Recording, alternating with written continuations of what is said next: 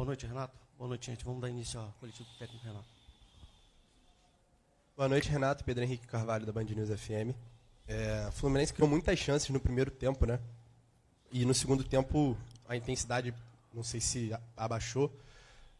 Queria que você explicasse por que essa diferença tão gritante do primeiro para o segundo tempo e por que você optou por substituir o Hércules no primeiro tempo e não utilizar também o Lima no segundo tempo. Obrigado.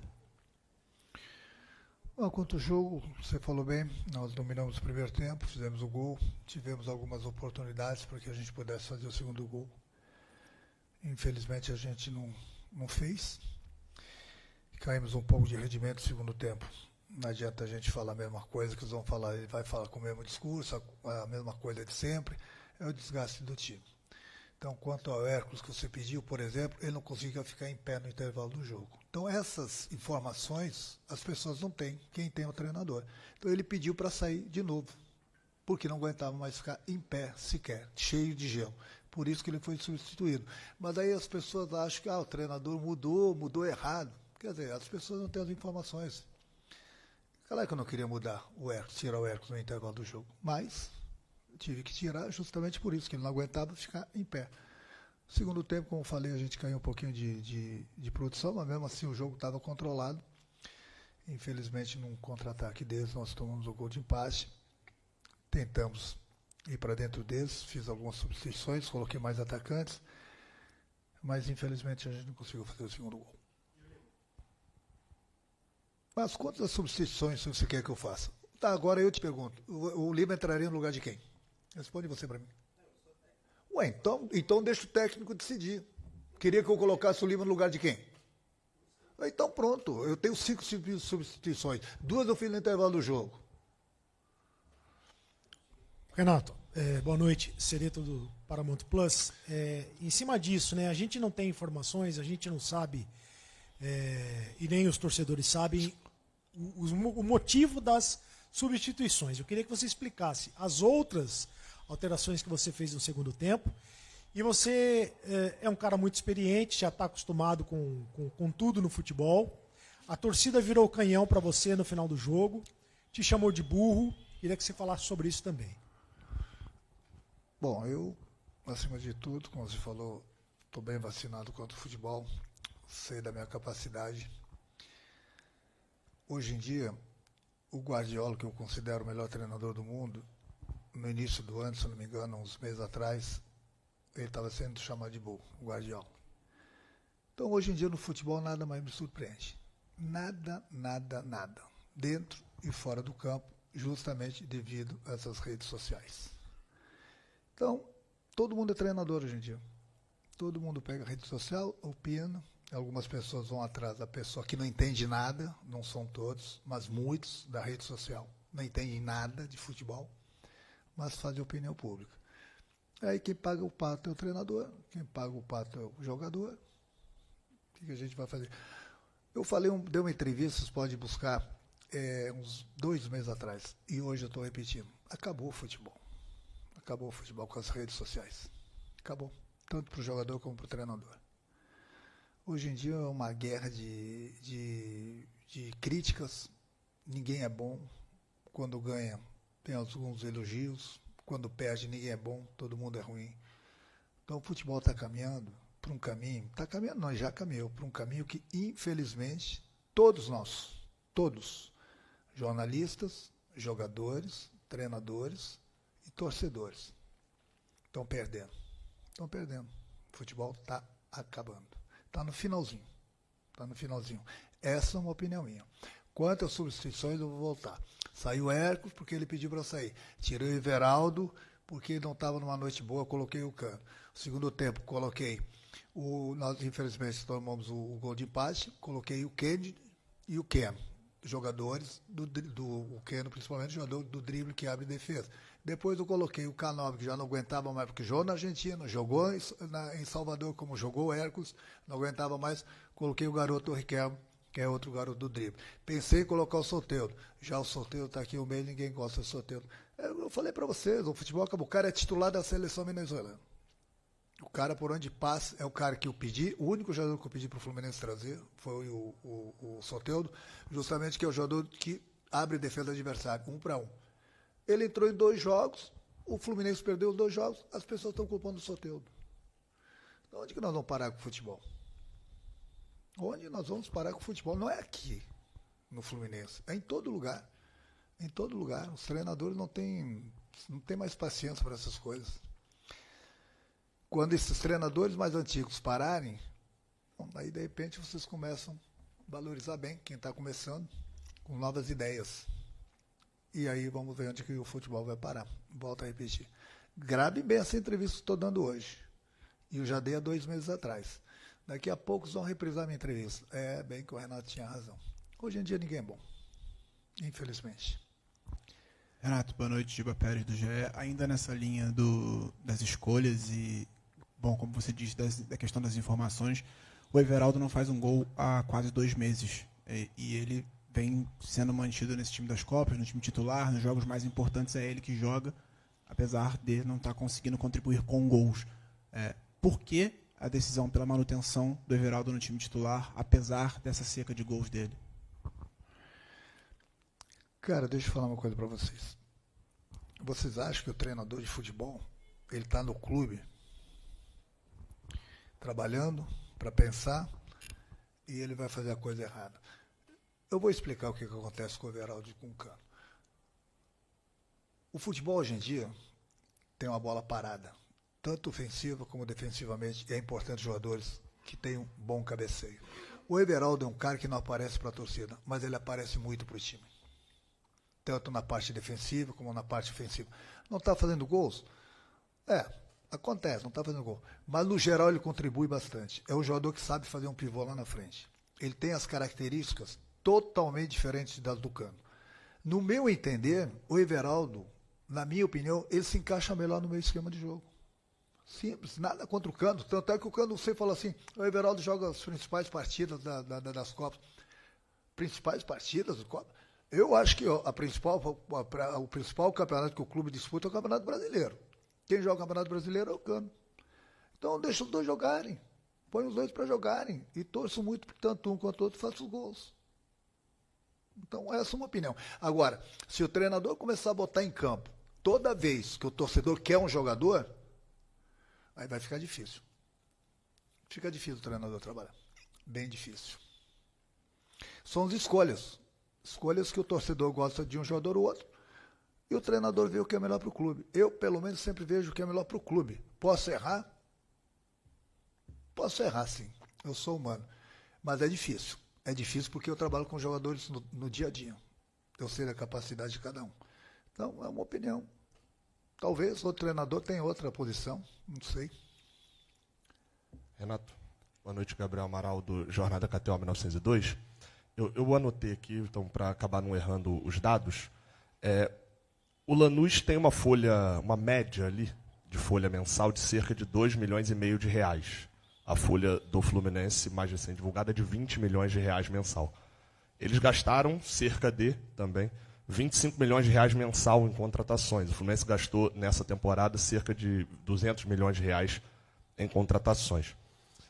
Você já falou algumas vezes que tem muitos jogadores no elenco, por isso você roda bastante para poder todos os jogadores jogarem.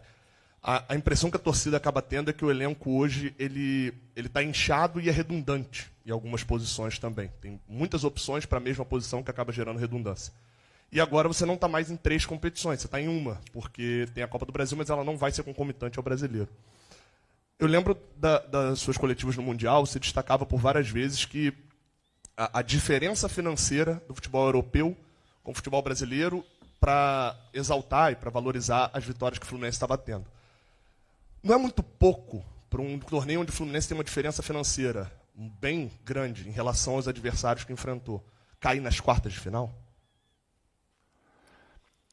Bom, se você vai por esse lado aí, com todo respeito à tua pergunta, você pega hoje um Flamengo, um Palmeiras, mais 1 ou 2 clubes aí com dinheiro, e deixa disputarem o campeonato entre eles. Se dinheiro faz a diferença, bota lá. No Mundial que você falou, citou bem, Na hora do vamos ver, se viu o que aconteceu também, né? Então você pega um clube que tenha dinheiro, num campeonato longo, ou 2, 3, 4 clubes que têm dinheiro, pode ter certeza que esses 3, 4 clubes vão brigar pelo título. Mas não tem a menor dúvida. Pode perder um jogo aqui, empatar um jogo lá, perder outro jogo lá, mas no final das contas, são esses clubes que investiram muito que vão disputar o título. Só pode ser ver no Campeonato Brasileiro o que acontece todos os anos. Vocês mesmos falam. Ó, começou o Campeonato Brasileiro. Flamengo e Palmeiras são os favoritos para ganhar o título. Por que, eu pergunto? Campeonato longo. Outros campeonatos, mata-mata, tudo pode acontecer.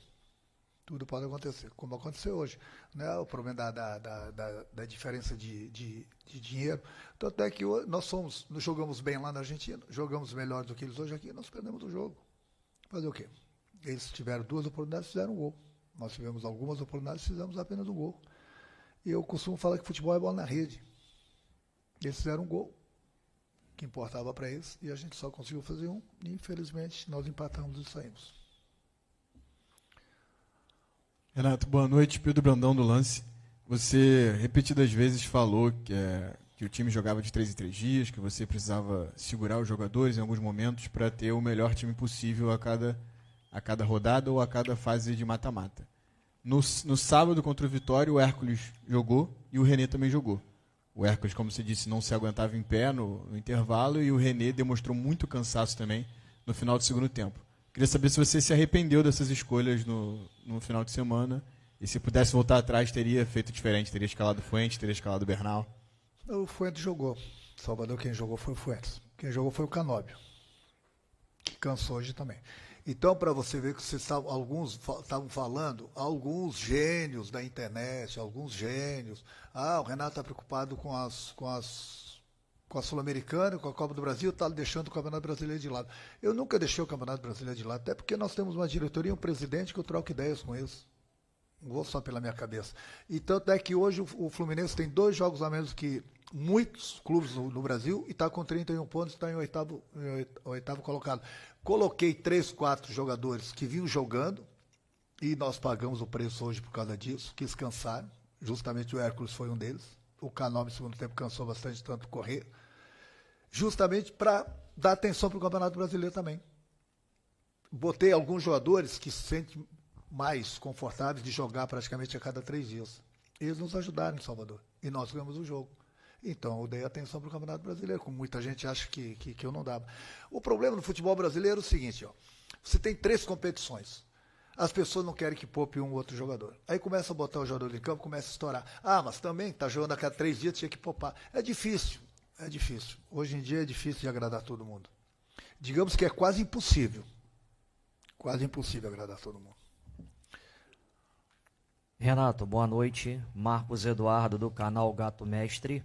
A Sul-Americana passou para o Fluminense agora, com essa eliminação para o Lanús. Domingo já tem um clássico contra o Botafogo. Você sempre falou que o Fluminense, esse time, está sempre no tiroteio por causa da quantidade de jogos no futebol brasileiro. É um adversário que o Fluminense não vence há bastante tempo. O que extrair dessa eliminação hoje da Sul-Americana, agora no Campeonato Brasileiro, para o Fluminense, de repente, voltar à Libertadores da América via Campeonato Brasileiro? Obrigado. Como você falou, a gente saiu da Sul-Americana, nós estamos numa semifinal de Copa do Brasil. Agora é voltar as atenções, já que nós só temos o brasileiro, totalmente para o brasileiro. Agora a gente vai ter as mesmas condições que os outros clubes, que a maioria deles estão disputando apenas o Campeonato Brasileiro. Enquanto o Fluminense fica se desgastando durante a semana, os clubes ficam esperando o Fluminense no final de semana. Agora, pelo menos, todo mundo vai se desgastar. A última aqui para encerrar, Renato.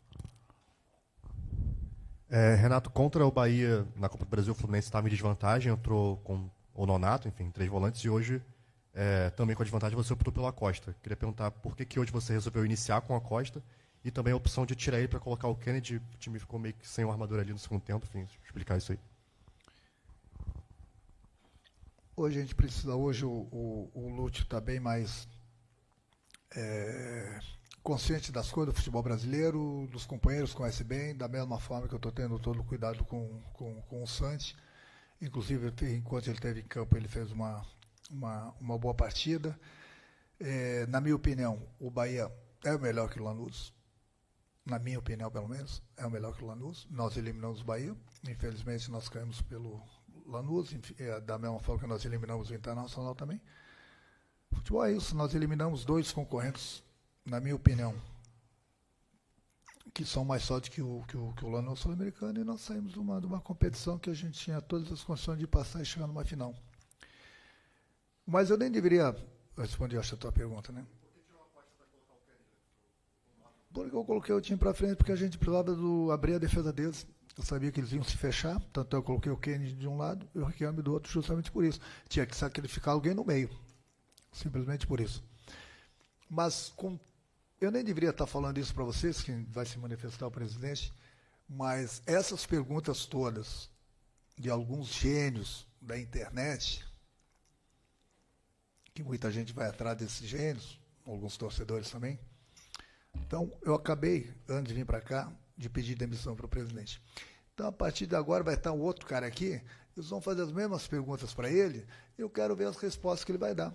Eu quero ver se ele vai colocar o time que o torcedor quer ou o time da cabeça dele. Então, eu sempre procurei fazer o melhor possível pelo clube, em todos os sentidos, em todas as competições.